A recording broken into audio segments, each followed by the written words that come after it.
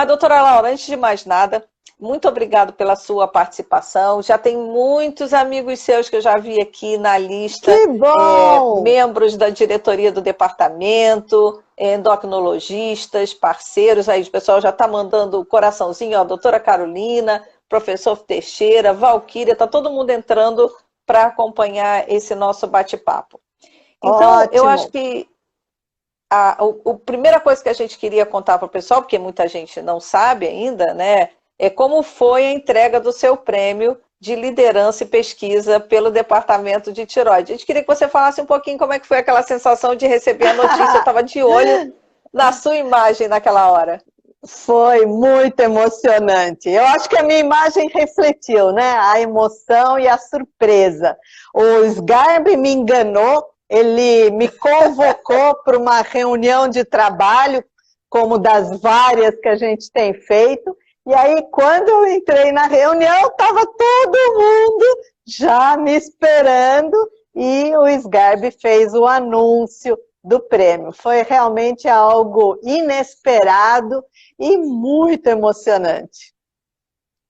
A gente sempre vai ter alguma história boa para contar de toda essa confusão que a gente está passando, né? Então, eu queria pedir para você, doutora Laura, para muita gente sabe, tem outras pessoas que não sabem, né? Qual é a importância da pesquisa? E a gente agora está vivendo um momento em que a ciência está sendo falado o tempo todo, comentado o tempo todo, vira matéria de jornal, e muitas vezes as coisas não conseguem chegar ao alcance de todo mundo. Antes de você responder, queria só agradecer a doutora Valéria, doutora Ruth, também está por aqui, estão dando parabéns pelo seu prêmio, né, merecidíssimo. Todo mundo, não teve nenhumzinho que não adorou a forma com que a gente conseguiu criar essa interação para você receber o prêmio Ideia e Doutor Sgarbi. Então, depois desse intervalo, eu queria que você falasse qual a importância da pesquisa para o paciente, para os endocrinologistas, para todo mundo que é envolvido com a ciência. A pesquisa agora está sendo revalorizada. Eu acho que passamos um bom tempo em descrédito, em que as pessoas não apenas não valorizavam, mas contestavam os resultados de pesquisa. Não preciso nem lembrar, né, dos terraplanistas, dos anti-vacina, enfim, de inúmeras teorias, ou não sei nem como chamar, de pessoas que ignoravam, e infelizmente a gente vê a repercussão disso, eu acredito, no que está acontecendo hoje no nosso meio, que é o fato de que estamos enfrentando uma doença terrível em que a pesquisa é absolutamente necessária. Nós só poderemos sair dessa situação em que nos encontramos se tivermos resultados de pesquisa fortes, confiáveis, suficientes para nos dar uma direção. E a pesquisa é isso, é um direcionamento a partir de evidências, a partir de fatos concretos. É o que nós precisamos, eu acho que em geral na nossa vida, mas em particular nessa situação. Eu me ressinto muito do fato de que a desvalorização da pesquisa nos últimos anos nos colocou numa saia justa terrível. Laboratórios sem financiamento, sem insumos, com dificuldades para conseguir pessoas que possam se envolver, porque as próprias pessoas se desmotivam e param de querer fazer pesquisa quando não há verba, quando não se valoriza a pesquisa. Olha, você fez um comentário importante, porque a gente, quando conversa, quando tem esse tipo de conversa por aqui, a gente tenta esclarecer sempre para o paciente e para as pessoas que estão envolvidos com o tratamento, e os próprios curiosos que não sabem exatamente o que acontece, né? E sempre, por exemplo, agora que a gente está com a questão de Covid, de vacina, de pesquisa. As pesquisas são divulgadas, às vezes elas têm que voltar atrás para dizer que não era exatamente aquele resultado em função da pressa, né?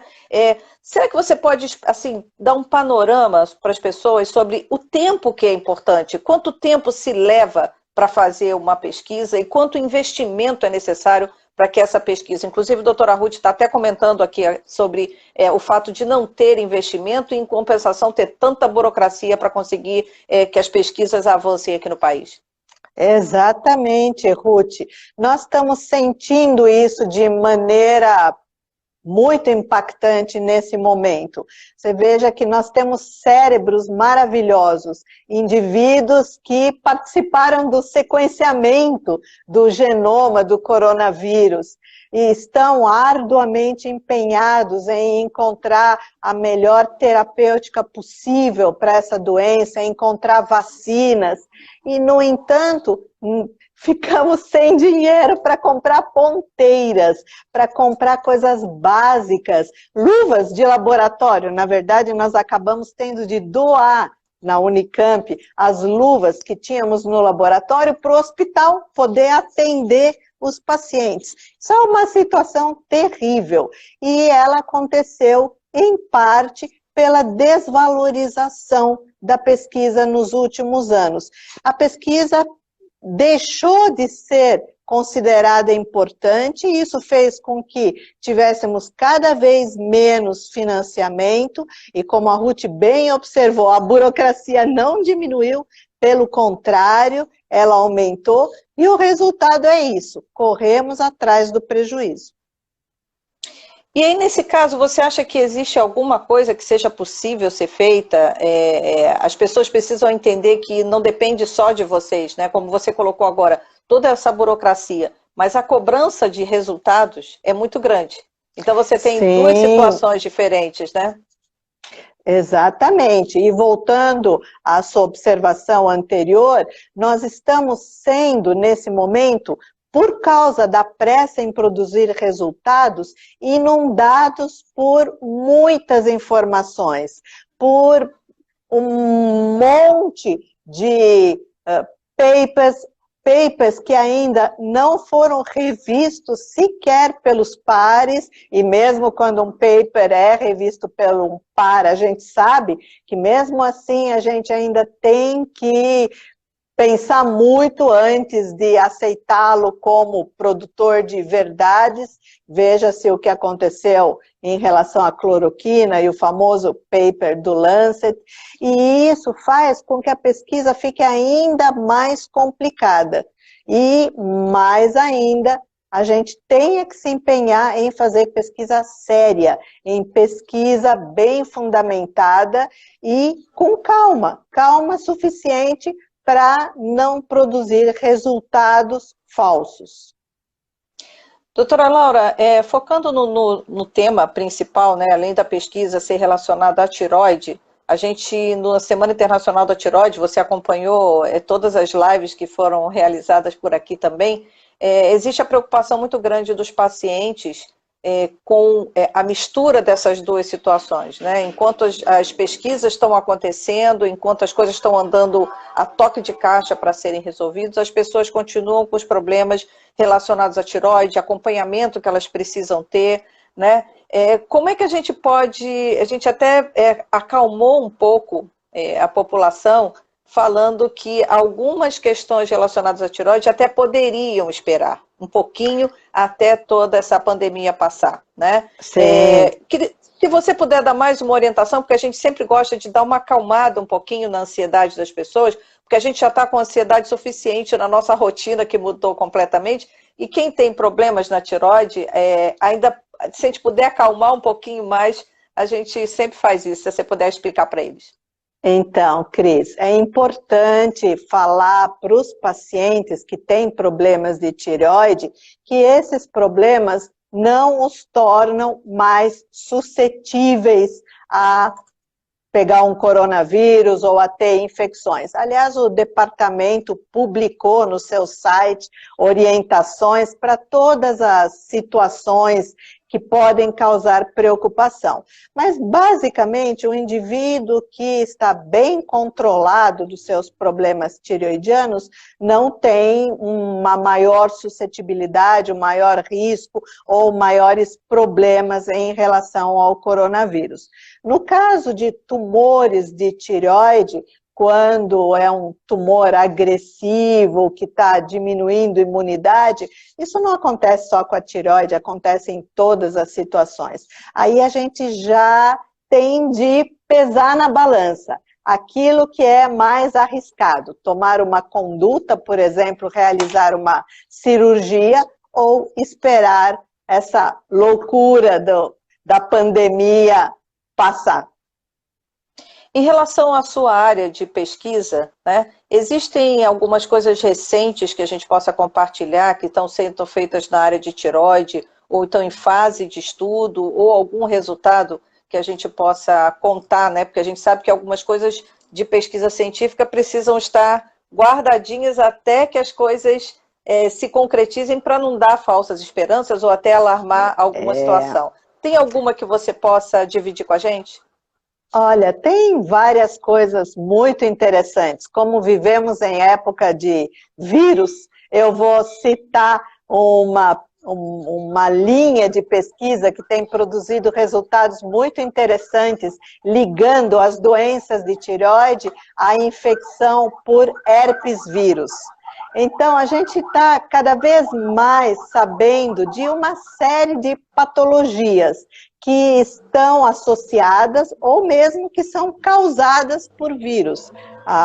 O câncer de colo de útero, enfim, a úlcera gástrica, e nós temos em nosso laboratório uma linha de pesquisa que enfoca o papel dos herpes vírus nas doenças de tireoide. Mostramos uma associação com câncer de tireoide e talvez com autoimunidade, com a tireoidite de Hashimoto. Veja, Cris, são doenças muito prevalentes, né? E talvez a exposição a vírus, como aos herpes vírus, possam estar envolvidos nessa prevalência elevada. Aproveitando para a gente fazer uma ligação que a gente combinou, inclusive, com o departamento, que a gente ia puxar um pouquinho para esse assunto, e depois, antes, eu até queria colocar que tem um comentário que entrou aqui, falando sobre, inclusive, profissionais que continuam sem EPIs nos hospitais. A gente está sentindo que as pessoas precisam se manifestar quando tem algum problema, né? Foi o J. Jordão Penteado que falou aqui, que mandou essa mensagem na hora que a gente estava falando na área mais política administrativa, vamos dizer assim. Né? Então, doutora Laura, a gente sabe que a gente tinha um grande encontro esse ano, onde inclusive você ia receber fisicamente o seu prêmio de liderança, que é o EBT. Né? Dentro dos EBTs, como é que são feitas esses compartilhamentos de pesquisas, de dados? E aproveitando para informar o pessoal que o EBT será online, a gente já tinha começado a divulgar, foi divulgado isso em primeira mão até no dia da entrega do prêmio. Vai ser um novo formato, vai ser uma nova situação completamente diferente. Né? Então, se você pudesse imaginar como é que deve acontecer isso, porque a gente tinha antes os encontros, porque o pessoal precisa até saber, porque apesar de dizer encontro, eram públicos de 1.200, 1.300 pessoas, mas a essência do encontro brasileiro de tireoide sempre continuou com aquele clima que vocês fazem de uma forma incrível de confraternização. Mas aí como é que vai ser? Como é que era o debate de pesquisas antes, fisicamente, e como é que você imagina que isso possa acontecer a partir de agora com essa possibilidade de eventos online? Eu acho que sempre nas tragédias existe alguma coisa que a gente aprende, né?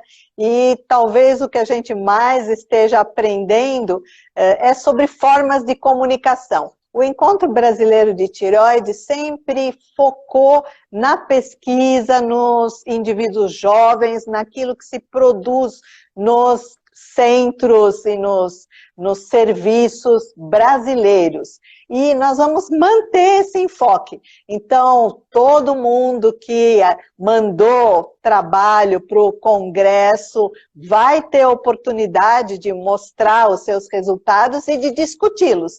E talvez a gente até possa discutir melhor online, porque nós vamos ter mais tempo de interagir, durante o período do EBT, fazer os contatos que são fundamentais na pesquisa, e eu gostaria de voltar a me reportar a situação atual da pesquisa em relação ao coronavírus, porque esse é um ponto importante. Eu acho que eu nunca vivi em todos os meus anos como pesquisadora um momento de tanta união de serviços, de centros de pesquisa no Brasil em particular e também no mundo inteiro. E isso vai nos trazer benefício. Na área de tireoide, a gente já está acostumado a colaborar, nós temos o Brasmem, nós temos uma série de iniciativas em que vários centros de pesquisa se unem em busca de um determinado objetivo. E eu acho que isso vai ser fortalecido. E o EBT vai ser mais uma oportunidade para a gente fazer essas interações e discutir o que é importante para o nosso paciente no Brasil em particular. Em relação à pergunta do Jordano, que nós esquecemos de responder, né, dos equipamentos de proteção, eles também vão fazer parte dessa nova realidade que nós vamos ter na pesquisa de um modo geral. No meu laboratório, nós já estamos providenciando equipamentos como macacões, aventais, com características de hidrorrepelência e substâncias antibacterianas e antivirais que estão sendo produzidos, estão sendo disponibilizados. E nós vamos ter que aprender a trabalhar assim como nós vamos ter que aprender a andar de máscara o tempo todo, em todas as partes, exceto em casa e na live, né? Mas em na live todos pode, os outros né? lugares, a gente vai ter que se acostumar a andar de máscara. Essa nova realidade vai ser incorporada à pesquisa, aos congressos, à própria ciência, né? E uma coisa extremamente importante, Cris, que você também já se referiu, e a gente não pode deixar passar, é a importância da interpretação da ciência. Nós estamos sendo bombardeados por dados, por notícias, inclusive notícias falsas, né? A gente vive recebendo notícias alarmistas ou notícias ufanistas. Descobrimos, agora vamos curar todo mundo, e isso é muito estressante. Realmente, talvez seja a coisa mais estressante que estamos vivendo em relação ao coronavírus. Daí a importância de se noticiar de forma adequada aquilo que está sendo publicado. E aí a Valéria é a meu gold standard na interpretação e na divulgação das notícias do coronavírus. É preciso ter equilíbrio na interpretação dos resultados que a ciência produz. Inclusive, ela fez um comentário, né, que tem observado uma união muito grande dos pesquisadores, apesar de vocês estarem sendo bombardeados, né, se você pudesse dar um depoimento de como tem sido, você começou a falar essa parte sobre essa união que está tendo, né, mas como é que isso acontece em termos práticos, doutora Laura? Vocês conversam entre si, vocês mandam informações, vocês solicitam uns aos outros de conteúdo para se respaldar das decisões que vocês tomam? Sem dúvida. Isso vai desde as pesquisas em área básica, as pesquisas de bancada, ao prático, ao aquilo que se decide fazer com os pacientes. E é muito importante o público em geral saber disso. Nós nos baseamos naquilo que existe de literatura de resultados e também na experiência que os colegas têm. Tanto, volto a dizer, na pesquisa básica, de bancada, como até mesmo no tratamento dos nossos pacientes. Então, essas interações, essa conjuntura que estamos vivendo, em que a gente está se comunicando muito ativamente entre nós, no Brasil e no mundo inteiro, é algo de bom que vai sair dessa situação tão horrível que nós estamos vivendo. Olha, tem uma pergunta também que ficou aqui, para a gente ver se você, não sei se você vai ter possibilidade de responder. Dizendo que ela entrou um pouquinho atrasada na live e gostaria de saber sobre gastrite atrófica autoimune e a ligação com a tireoide. A gastrite atrófica é uma forte presença na tireoidite autoimune. Existe a associação, né, da tireoidite autoimune com uma série de outras condições autoimunes, lúpus, artrite reumatoide, Sjögren e também com a gastrite atrófica, levando a anemia perniciosa, né, anemia megaloblástica. É uma das coisas que a gente sempre investiga no paciente com tireoidite de Hashimoto.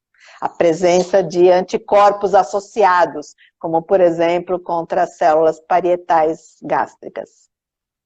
Olha, a doutora Valéria fez um questionamento interessante para a gente poder até levar esse debate, que ela está querendo saber assim, como é que você enxerga o futuro dos trials depois, né, pós-Covid-19? Desafia essa pergunta aí.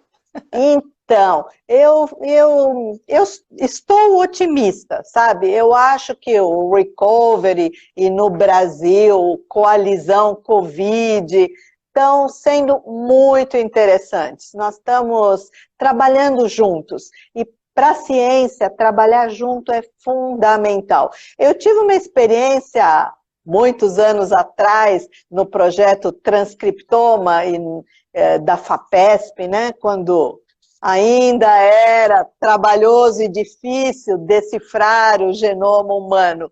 E nós fizemos isso juntos, nós fizemos isso em uma rede de laboratórios.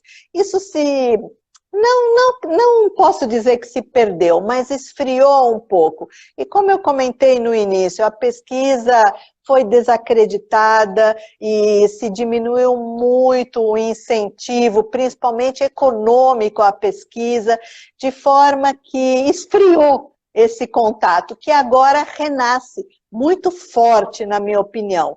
Eu acho que vamos ter um novo cenário pós-pandemia, na pesquisa colaborativa. Estou vendo isso, né? O Danilo, que foi quem, aliás, me indicou para o prêmio EBT, está capitaneando aqui do lado da Unicamp, na PUC, pesquisas maravilhosas dentro do Coalizão Covid. Nós estamos na Unicamp participando do trial que está sendo feito clínico com aplicação de uma potencial vacina que vai ser a nossa esperança, né, em relação a essa pandemia, e eu acho que esse vai ser um legado positivo daquilo que nós estamos vivendo. Estou tentando ser otimista.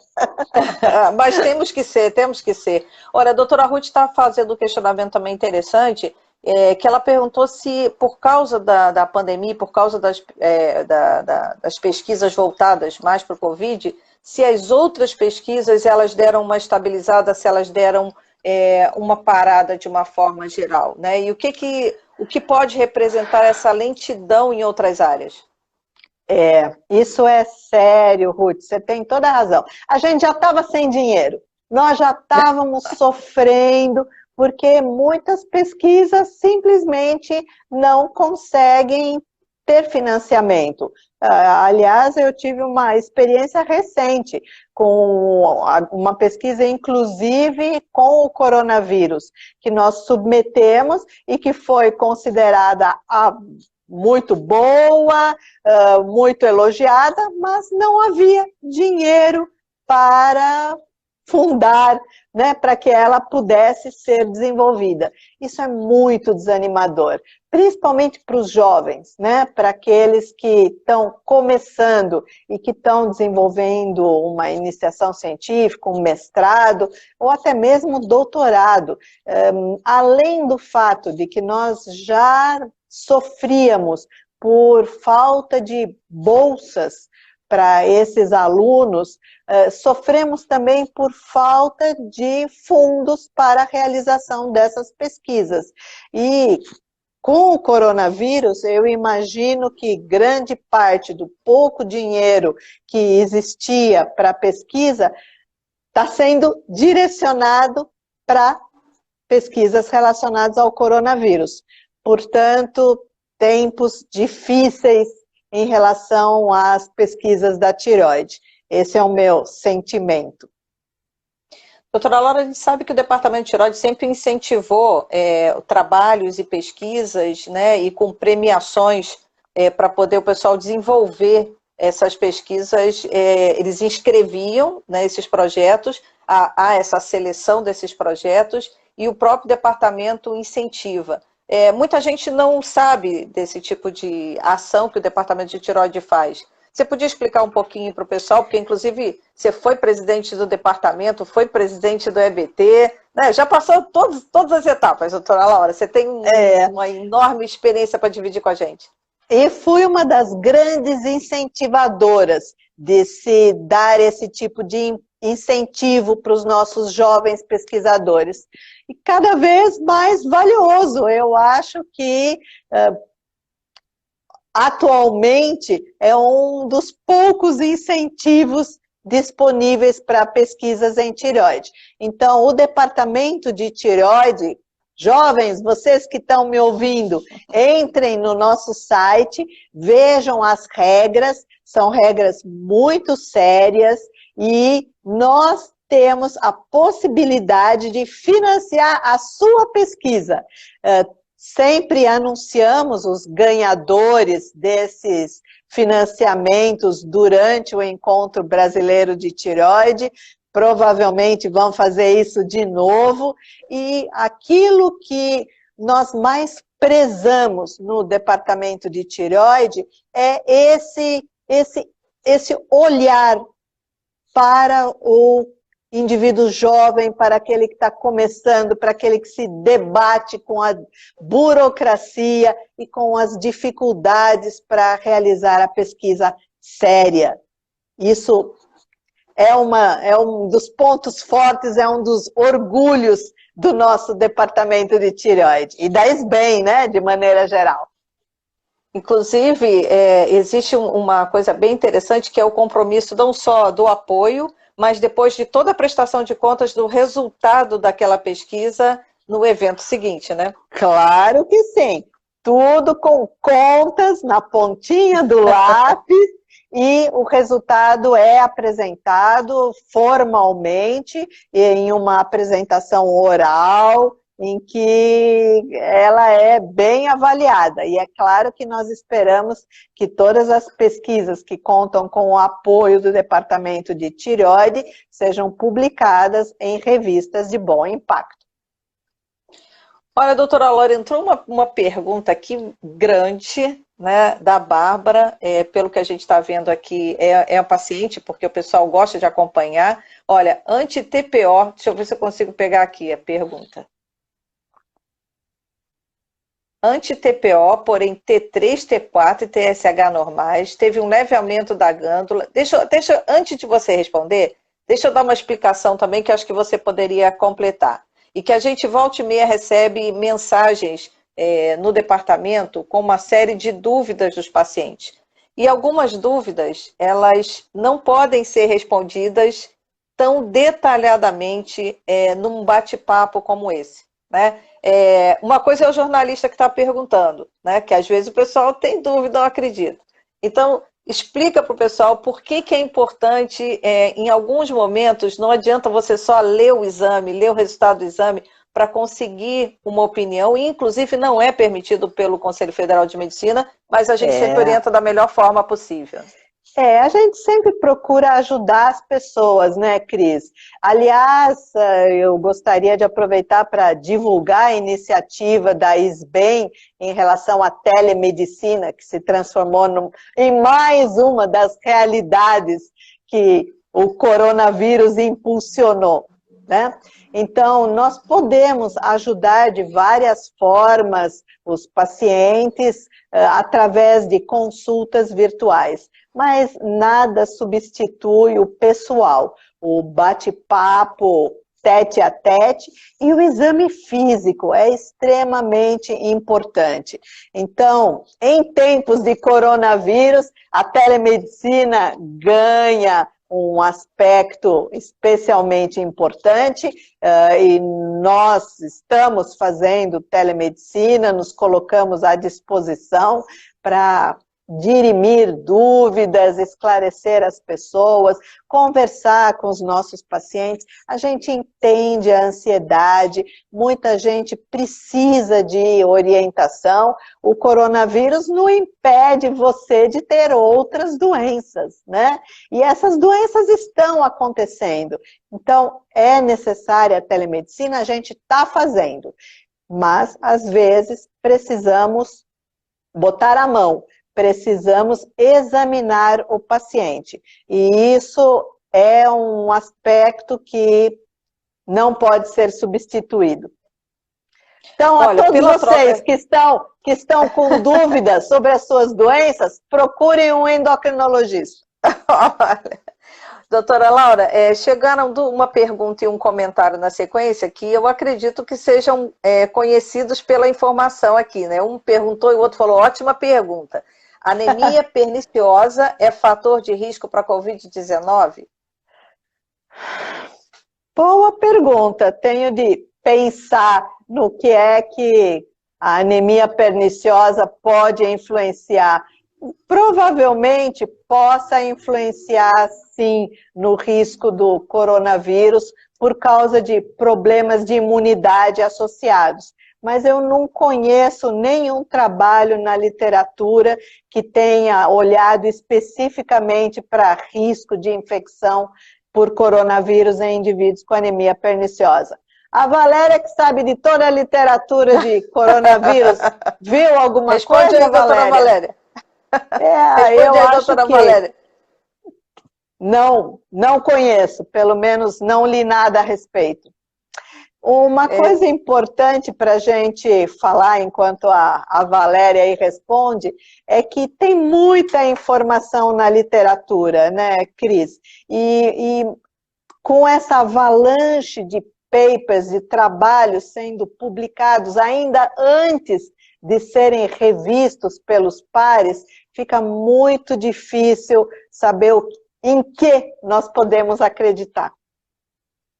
Doutora Laura, a gente já está começando a chegar aqui no nosso finalzinho, já estamos nos nossos 35, 40 minutos, que é o que a gente sempre procura fazer para que a gente não tenha uma live extensa demais e a gente consiga trazer mais gente em todos os nossos encontros aqui. Quais são as suas expectativas em matéria de pesquisa, novidade para o Encontro Brasileiro de Tireoide online? Vai ser muito legal, viu? Eu faço parte da comissão científica, a gente está trabalhando muito na grade, que já era uma grade maravilhosa, como sempre, né? Os mais destacados pesquisadores brasileiros. A gente até evita de fazer convite a pesquisadores estrangeiros, nós limitamos esses convites a 2 pesquisadores de grande relevo, não mais do que isso, até porque temos muita gente boa no Brasil, fazendo pesquisa de ponta, pesquisas maravilhosas. E com agora o EBT Online, nós vamos ter uma experiência nova que vai ser muito legal. Nós vamos poder interagir com esses pesquisadores através de várias sessões, através de perguntas ao vivo, como estamos fazendo agora nessa live, através de aulas que vão ser disponibilizadas, enfim, o formato está sendo construído e garanto para vocês, vai ser maravilhoso. Bom, deixa eu dar um comentário aqui para a Aline, que ela está perguntando sobre hipotireoidismo engorda. A gente recomenda também o seguinte, tem várias informações esclarecedoras no site do seu departamento, que é tiroide.org.br. A gente, inclusive, pode, a partir das interações com vocês aqui no canal do Instagram, também tem Twitter, também tem Facebook, onde essas informações a gente transforma, detalha, conversa com os especialistas e transforma em materiais para vocês poderem ler, se informarem e ter uma fonte de informação segura, que é o mais importante que a gente precisa ter atualmente. Bom, doutora Laura, queria agradecer demais a sua presença. Você inaugurou a nossa nova série de lives aqui todos os meses no canal do departamento. Agradecer a todo mundo que compartilhou, deu parabéns. A gente respondeu, acho que as perguntas, quase todas as perguntas que chegaram. A troca de informações, tanto de especialistas quanto do público que estão aqui com a gente. E queria só que você desse a sua palavrinha final aí no nosso encerramento e a gente encerra a nossa live de hoje. Foi um grande prazer, Cris, uma grande alegria poder ser a primeira nessa série de lives que, sem dúvida, vão ser um sucesso. O Departamento de Tireoide da SBEM está, como sempre, na frente, fazendo coisas pioneiras, coisas boas para nossos associados, para todos os colegas médicos e visando aqueles que nós mais queremos que sejam beneficiados, os nossos pacientes. Exato. Obrigada, doutora Laura. Até a próxima, viu? Até a próxima!